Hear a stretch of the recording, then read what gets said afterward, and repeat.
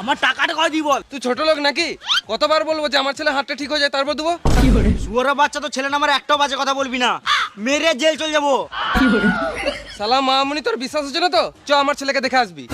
তোর ছেলেকে আমি এখনই দেখে এলাম, ভালোই খেলে বেড়াচ্ছে। আমাকে পুরো কথাটা বলতে দে। থাক, আমি কি শুনতে চাই না। আমার টাকাটা কবে দিবি সেটা বল। ঠিক আছে, 2 দিন পর পেয়ে যাবি।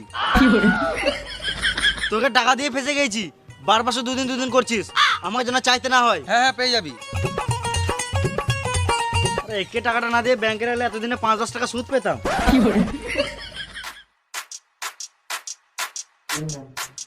কখন 2 দিন তো হয়ে গেল, আমার টাকাটা দে।